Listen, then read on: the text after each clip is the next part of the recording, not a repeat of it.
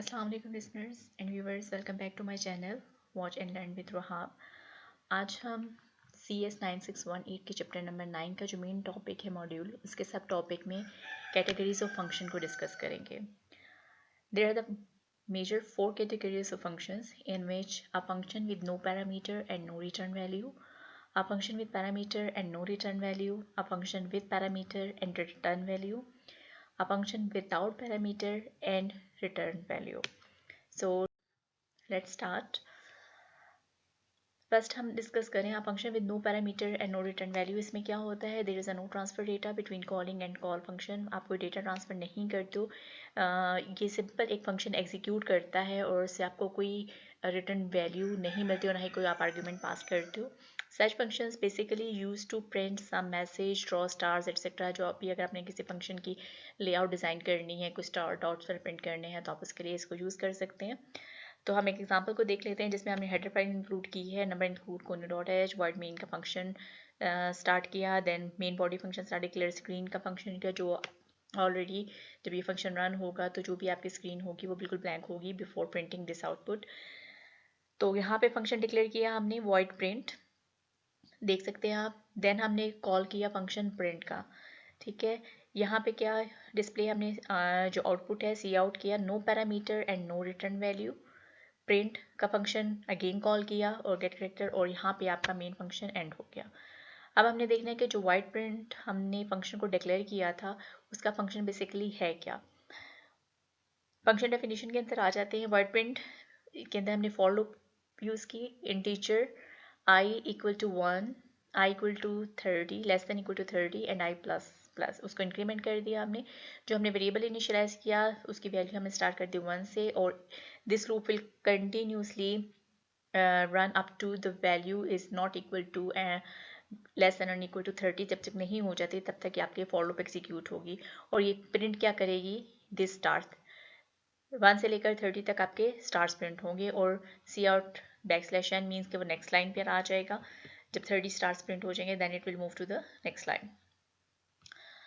यहाँ पर जो है आपने अब देखा कि यहाँ पे जब सबसे पहले हमने वाइड प्रिंट कॉल किया, फंक्शन डिक्लेयर किया था। प्रिंट का फंक्शन जब हमने कॉल किया तो सबसे पहले ये प्रिंट का फंक्शन क्या करेगा, वो पूरी की पूरी लाइन जो है वो 30 टाइम्स तक वो रन होगा, वहाँ पे आपके 30 स्टार्स प्रिंट हो जाएंगे। देन आपकी आउटपुट डिस्प्ले होगी no parameter and no return value, and again हमने प्रिंट का फंक्शन कॉल किया और अगेन वो आपके पास एक स्टार की पूरी लाइन आ जाएगी।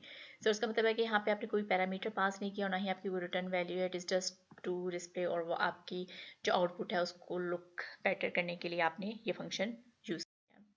So let's move to the next category in which a function with parameter and no return value, कि जिसमें आप पैरामीटर तो पास करते हो लेकिन आपको कोई रिटर्न वैल्यू नहीं मिलती। यहाँ पे सेम हमने मेन फंक्शन यूज़ किया, वहाँ पे वेरिएबल्स लोकल वेरिएबल्स डिक्लेयर कर दिए, integer a equal to 10, b equal to 20। So void mul int int, यहाँ पे हमने मल्टीप्लाई का एक फंक्शन यूज़ की है जिसके अंदर 2 पैरामीटर्स इंटीजर टाइप के पास ऑन होंगे। यहाँ पे डिक्लेयर कर दिया फंक्शन, और मल के अंदर हमने 2 वेरिएबल्स जो है पैरामीटर पास किए, a एंड b। ये हमने एक्चुअल फंक्शन कॉल किया यहाँ पर, तो जिसके अंदर a की वैल्यू 10 जाएगी और b की वैल्यू 20 जाएगी। यहाँ पे गेट स्केच करके हमने मेन फंक्शन को एंड कर दिया। Now look at the definition of a function, void mul integer x और integer y फॉर्मल आर्ग्यूमेंट्स हमने पास उनके, आप वेरिएबल का नाम यहाँ पे कोई भी रख सकते हैं, चेंज कर सकते हैं। जो यहाँ पे इंटीजर x की वैल्यू आएगी वो आएगी मल a से, दैट विल बी अ 10, और इंटीजर y के अंदर जो वैल्यू आएगी वो यहाँ पर मल b से आएगी जो है 20।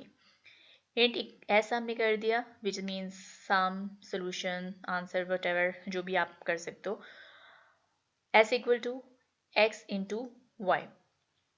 यहाँ पर आपके पास जो रिजल्ट आ सकता है, जो x multiply by y 10 into 20 को जो जब आप मल्टीप्लाई करोगे तो that will be equal to 200 mul is, यहाँ पर जो भी आपके पास उसका आंसर आएगा फॉर्मल वो यहाँ पर डिस्प्ले हो जाएगा। मीन्स के यहाँ पे आपने पैरामीटर तो पास किए हैं लेकिन आपके पास कोई वैल्यू जो है वो रिटर्न नहीं हो रही।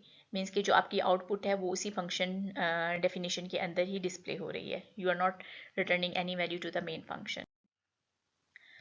Now comes to the third category in which a function with parameter and return value, कि जिसमें आप पैरामीटर भी पास कर रहे हो और आपके पास वैल्यू भी रिटर्न हो रही है।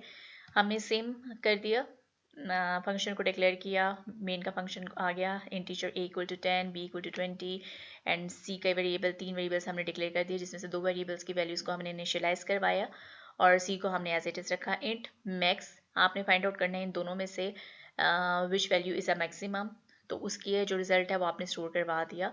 वेरिएबल c इक्वल टू, यहाँ पर आपने फंक्शन को कॉल कर लिया, मैक्स का फंक्शन a एंड b, जहाँ पे आप पैरामीटर पास कर रहे हो, यहाँ से जो भी वैल्यू आएगी वो आके c में स्टोर हो जाएगी।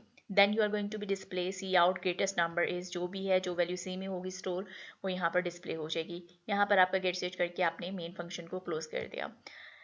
Now look at the definition of a function, जिसमें आपके पास है इंटीजर मैक्स, जहाँ पे आपके पास दो वैल्यूज कंपेयर हो रही हैं, इंटीजर x इंटीजर y, जिसमें है इंटीजर x के अंदर आपके पास वैल्यू आ जाएगी 10 और y के अंदर आप you will gonna look at the value 20। यहाँ पर if x greater than y, अगर x की वैल्यू y से ग्रेटर है तो रिटर्न x कर दे, एल्स आपके पास रिटर्न y आ जाएगा। तो यहाँ पर आपके पास जो भी वैल्यू बड़ी होगी, आपने इफ़ की कंडीशन के थ्रू आपने इसको चेक कर लिया, if x is greater than y, अगर x की वैल्यू ग्रेटर होती है तो रिटर्न आपके पास x होगा, एल्स रिटर्न y। तो जो भी वैल्यू यहाँ पर आएगी वो जहाँ पे आपने ये फंक्शन को कॉल किया है c equal to max a b, यहाँ पर वो वैल्यू स्टोर हो जाएगी वेरिएबल c के अंदर, और देन जो भी वैल्यू होगी 10 है either 20, so in this case यहाँ पर 20 वैल्यू स्टोर होनी चाहिए, तो c out greatest number is c will be 20। सो यहाँ पर यह है कि आपने पैरामीटर भी पास किया और आपने रिटर्न वैल्यू भी। Now look at the last category, which is the function without parameter and return value, जिसमें पैरामीटर भी नहीं है और रिटर्न वैल्यू भी नहीं है। तो यहाँ पर आप देख सकते हैं कि हमने अगेन वेरिएबल्स को इनिशियलाइज करवा दिया, a equal to 10, b equal to 20, यहाँ पे सम का फंक्शन कॉल किया, डिफाइन कर दिया, then int c equal to sum. तो यहाँ पर जो भी आपके पास फंक्शन की कॉलिंग है, जो भी सम आएगा वो आपके पास वेरिएबल c में डिक्लेयर स्टोर हो जाएगा, और then c out sum is, और c के अंदर जो भी वैल्यू होगी सम की वो यहाँ पर डिस्प्ले हो जाएगी। अब देखते हैं कि फंक्शन डेफिनेशन में सम का फंक्शन कर क्या रहा है। इंटीजर सम हमने डिक्लेयर किया, उसमें हमने variables integer x equal to 10 और y इक्वल टू 30 कर दिया, रिटर्न कर दिया x प्लस वाई। यहाँ पर हमने जो ऊपर a इक्वल टू 10 और b इक्वल टू 20 वेरिएबल्स की वैल्यू यूज़ की थी, वो हमने यहाँ पर वैल्यू चेंज कर दी है सम के फंक्शन के अंदर, that will be equal to 10 and 30, और जब हम इन दोनों को सम करेंगे तो हमारे पास रिटर्न जो वैल्यू आएगी वो होगी 40। तो यहाँ पर C के अंदर आपके पास 40 आ जाएगा और C out sum is equal to 40 display हो जाएगा।